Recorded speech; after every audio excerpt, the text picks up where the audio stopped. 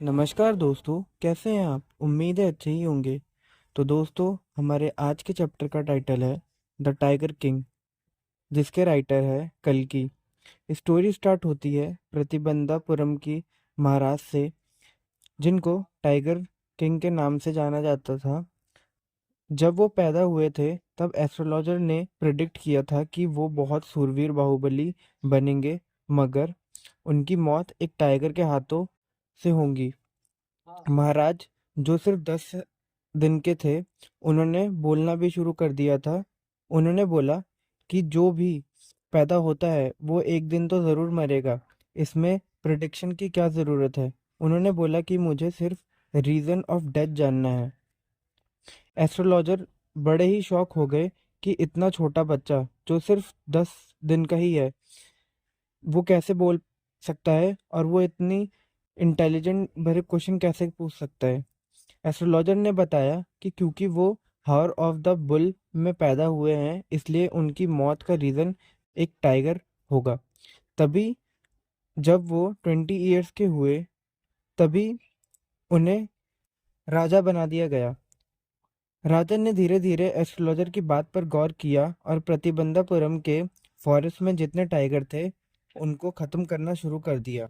जैसे उन्होंने पहला टाइगर मारा, एस्ट्रोलॉजर ने उनसे कहा कि आप 99 टाइगर को तो आराम से मार सक लेंगे, मगर 100th टाइगर को नहीं।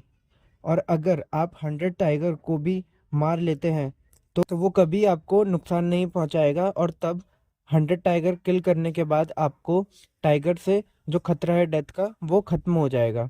और टाइम बीतते गया, उन्होंने 10 साल के अंदर ही 70 टाइगर मार गिराए। बट फिर उनके स्टेट में जितने भी टाइगर थे उनकी शॉर्टेज हो गई और सारे ही खत्म हो गए। तब महाराजा ने अपने मंत्री से कहा कि कोई ऐसी क्वीन ढूंढो जिनके स्टेट में बहुत सारे टाइगर हो, और उनसे मैं विवाह कर लूंगा। इस मैरिज से जब भी वो अपने ससुराल जाते थे, वो 5 से 6 टाइगर हमेशा मार देते थे। इस तरीके से महाराजा ने 99 टाइगर्स तो मार डाले थे। अब महाराजा को सिर्फ एक ही टाइगर चाहिए था, जिनको ख़त्म कर कर वो अपनी जो लाइफ है वो आराम से स्पेंड कर सकते थे। तभी उन्होंने अपने दीवान पर बहुत लोड डाला कि मुझे अब ये जो लास्ट टाइगर है, 100 टाइगर, वो मुझे अब कहीं से भी ला कर दो, और मैं उसे किल करके जो मेरी लाइफ है वो आराम से मैं स्पेंड कर पाऊंगा। बट उन्होंने जो जैसे इस दीवान को कहा, उन्होंने दीवान को ऐसा बोला कि या तो तुम उस लास्ट टाइगर को लेके आओ, या तो मैं तुम्हें जॉब से निकाल दूंगा। अब जो टाइगर है उसे उन्होंने बाहर से मंगवाया दीवान ने, और उन्होंने उस टाइगर को राजा के जंगल में छोड़ दिया। और जैसे ही राजा ने अपने लास्ट टाइगर को मार गिराया तो वो बहुत खुश हुए, और उन्होंने अब सोच लिया अब मेरे ऊपर जितना भी ये टाइगर का काल था वो अब हट चुका है। जब महाराजा वहां से चले गए, तब हंटर्स ने नोटिस किया कि जो टाइगर था वो अभी भी जिंदा था, वो सिर्फ बेहोश हो गया था। तो हंटर ने सोचा कि अगर ये बात वो राजा को जाकर बताएंगे तो उनकी जॉब चली जाएगी। तो उन्होंने उस टाइगर को खुद ही अपने हाथों से गोली मार दी। कुछ टाइम बाद राजा के बेटे का 3rd बर्थडे था।